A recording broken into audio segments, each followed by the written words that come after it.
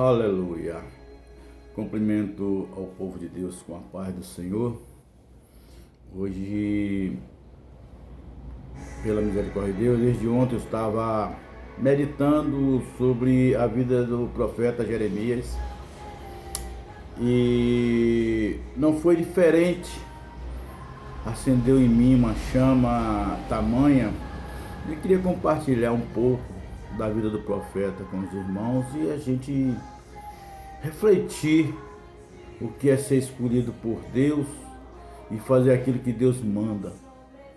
Que para muitos acham que ser levantado por Deus é status e na realidade é responsabilidade.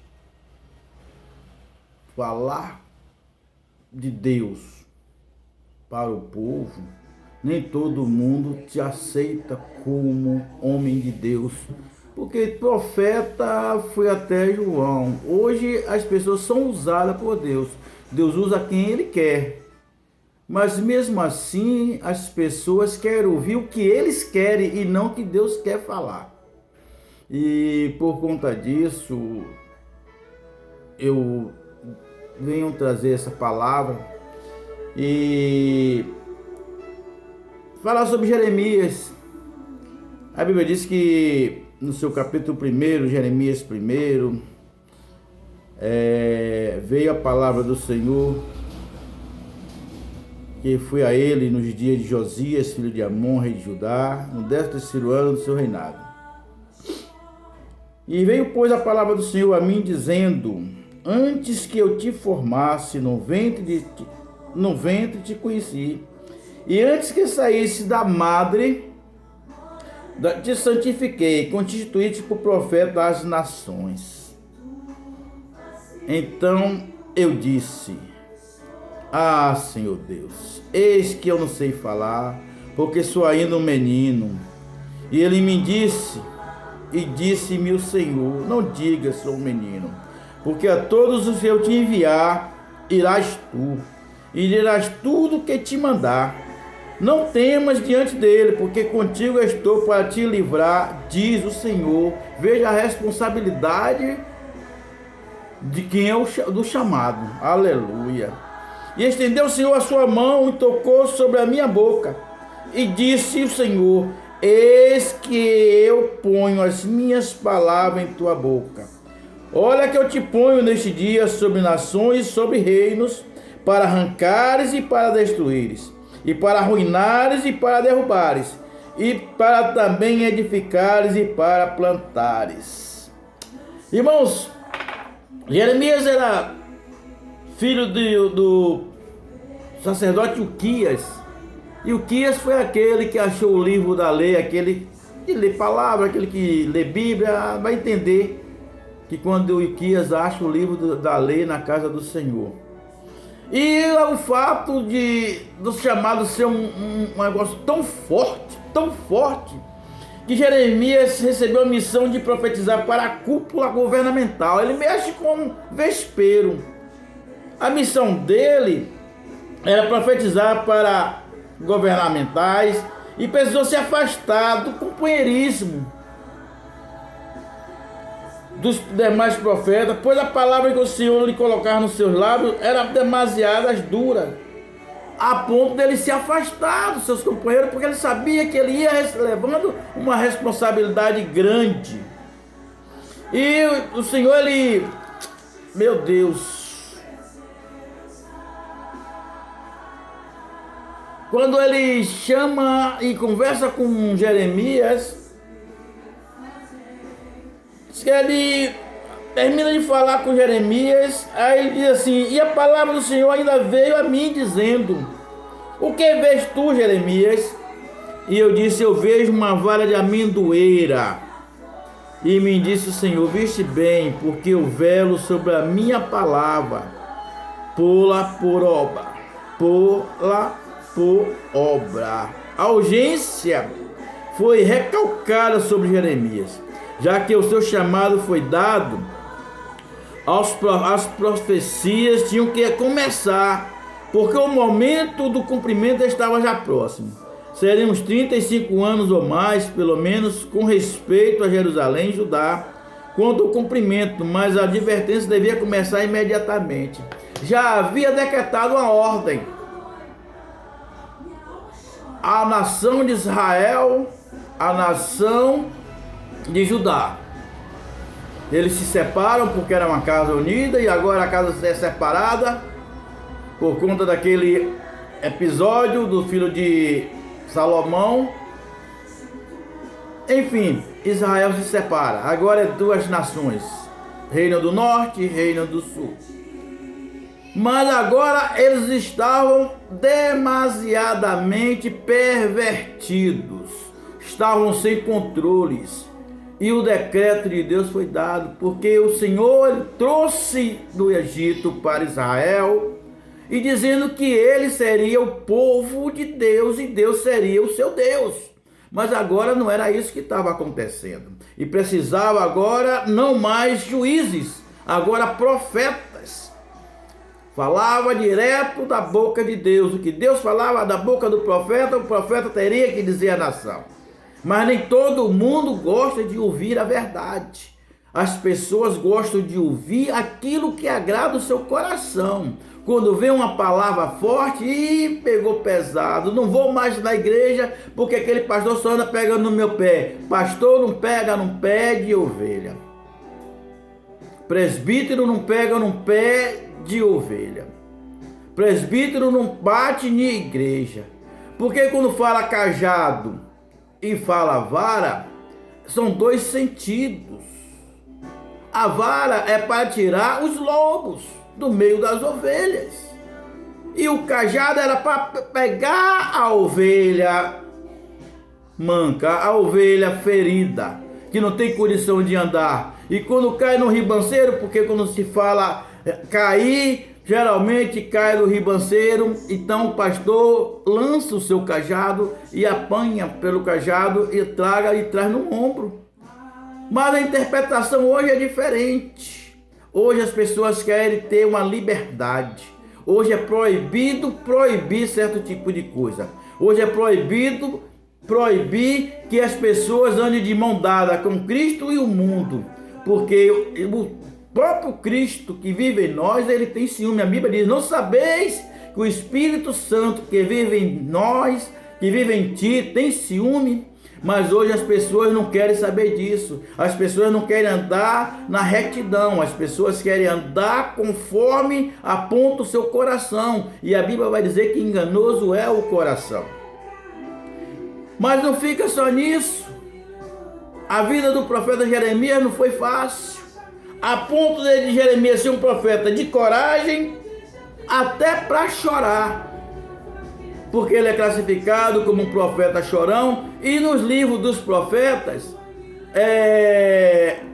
os teólogos falam que Jeremias é um dos os primeiros livros dos profetas, na questão de profecias fortes. Porque vem Isaías, vem Jeremias, vem Ezequiel, mas está falando na questão de um profeta que falou tanta verdade, a ponto de dizer que Israel iria perecer, que Israel iria ser exilado, que Israel ia pagar um preço de 70 anos.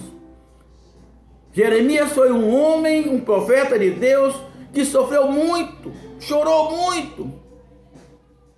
E ele tinha compaixão do povo, porque o povo não estava entendendo o que ele estava falando, era para o bem. Era só se converter, era só se consertar diante de Deus, porque o Senhor é misericordioso. Mas não era isso que o povo queria. O povo queria fazer o que te vinha na telha, o que te vinha no teu coração. Eles queriam andar livre, eles não queriam ter o compromisso com Deus. Queria de Deus, mas não queria ter compromisso com Deus. Se hoje em dia, se antigamente estava assim, imagine hoje. E hoje não tem profeta, tem homens de Deus usados por Deus, mas que mesmo assim é apedrejado. A vida do homem de Deus. Vocês pensam que a gente anda brincando. Vocês pensam que a gente não sofre. Vocês pensam que a gente não chora. Vocês pensam que a gente não jejua. Vocês pensam que a gente não paga um preço. para estar falando aquilo que Deus mandar, aquilo que Deus usa, aquilo que Deus fala em nossa boca. E muitos querem resultados. Mas como tem um resultado se a vida não está conforme o que Deus quer? Quando você anda corretamente, as bênçãos de Deus acompanham. Mas como você quer bênção de Deus se tua vida não está conforme o que Deus quer?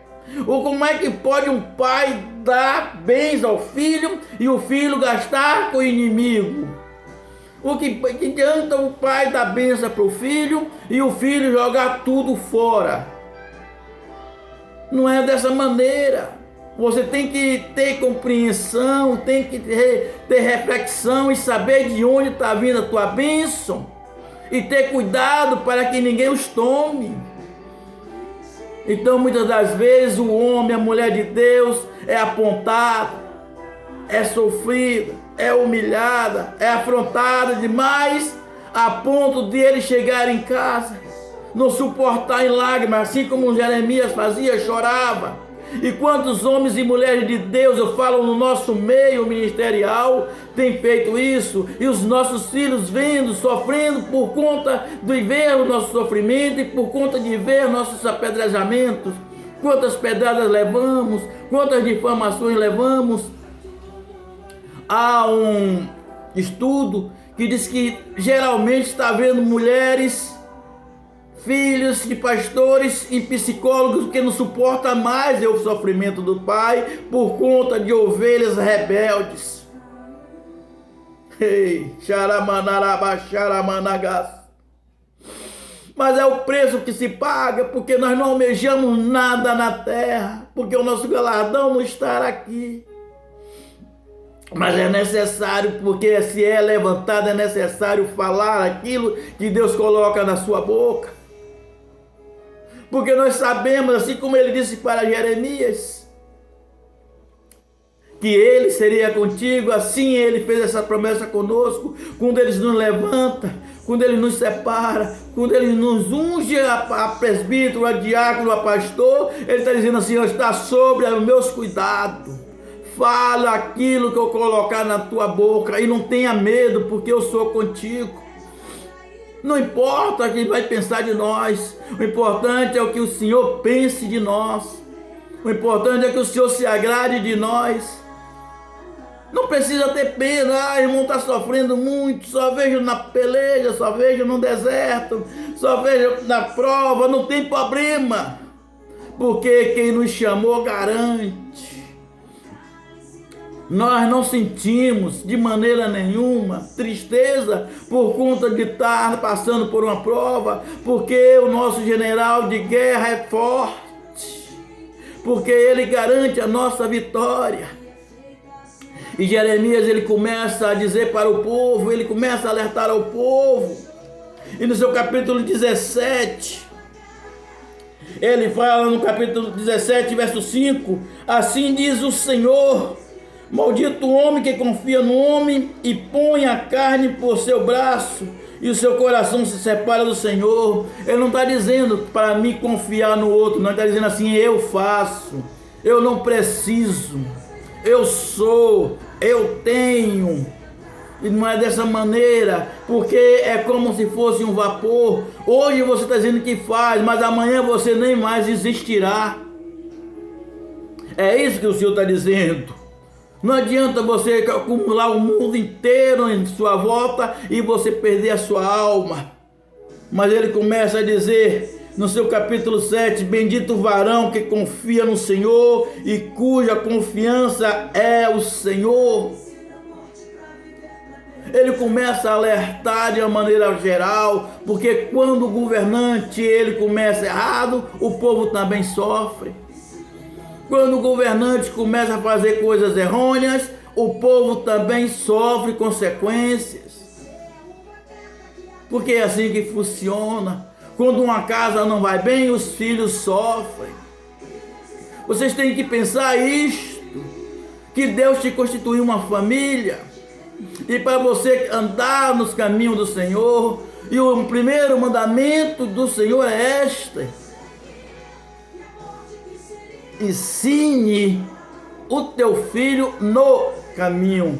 Não é o caminho não. Ensine o teu filho no caminho que se deve andar. Eu vejo muitos pais cobrando para o filho ir para o caminho, mas continua com a vida errada. Que exemplo dará a este filho?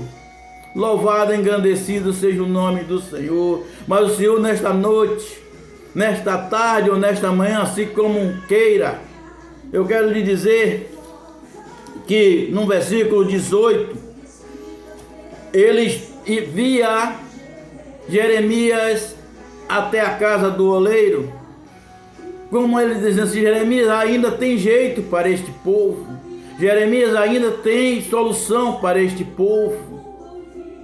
Vá até a casa do oleiro e veja o que é que o oleiro está fazendo.